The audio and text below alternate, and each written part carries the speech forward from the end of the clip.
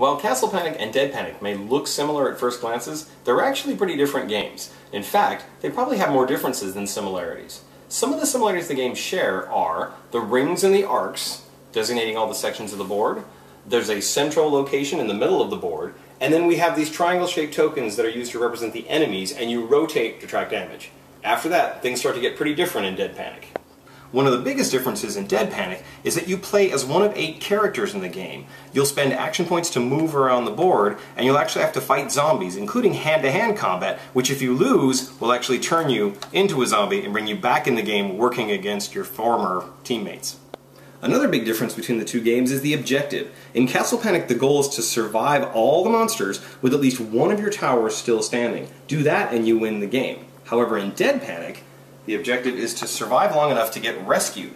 That involves collecting radio pieces which get assembled into a radio, and then calling for a rescue van, which once placed in the woods is now the new goal for the characters in the game to reach and get into. Another key difference, how the game actually ends in terms of monsters. In Castle Panic, all you have to do is defeat all the monsters. In Dead Panic, if the bag of zombies runs out, we refill it with more zombies until characters have reached the van. Another key difference is in how the enemies move. In Castle Panic, the monsters will always move one space closer to the castle. However, in Dead Panic, yes, they will try to move towards the cabin, but if they see something they'd like to eat, they'll move towards it and possibly even switch arcs in order to get closer to that target. Combat is also different between the two games. Castle Panic has a more abstracted view of combat, where you simply match the color and the ring of an enemy and attack it doing damage, in this case matching the green archer to kill the goblin.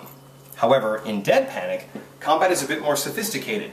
When using a ranged weapon, you have to have the range to reach the target, and your character must be in the same arc as that target. It costs one of your actions to shoot a gun, spending one of its bullets to destroy one of your targets. You may also, at some point, have to fight a zombie in hand-to-hand combat. That will require a melee weapon and rolling dice to compare the value to a monster's fight value. Win and you defeat the monster, lose and you may take an injury or have to drop your weapon. Walls are also treated differently in each game. In Castle Panic, when monsters move, they take a point of damage and destroy whatever wall they hit.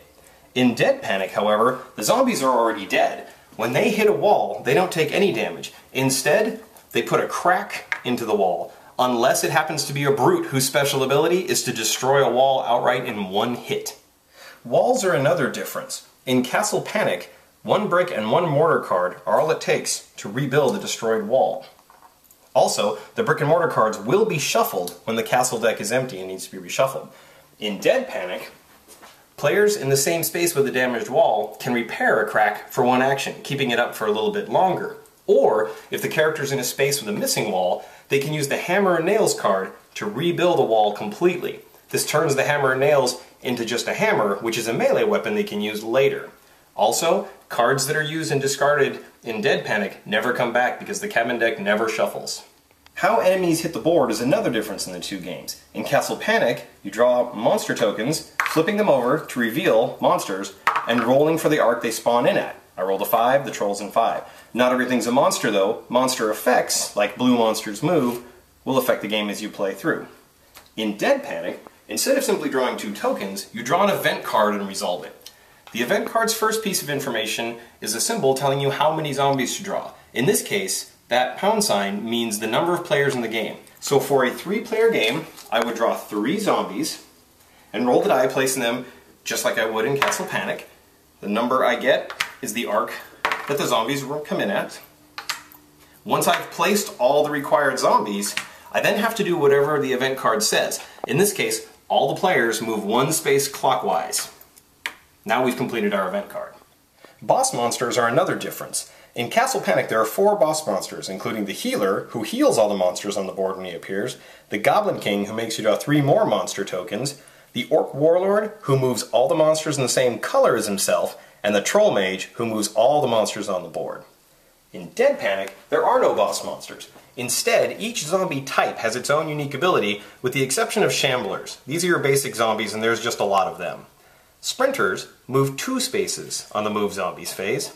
Brawlers are harder to fight in hand-to-hand combat because they win on ties.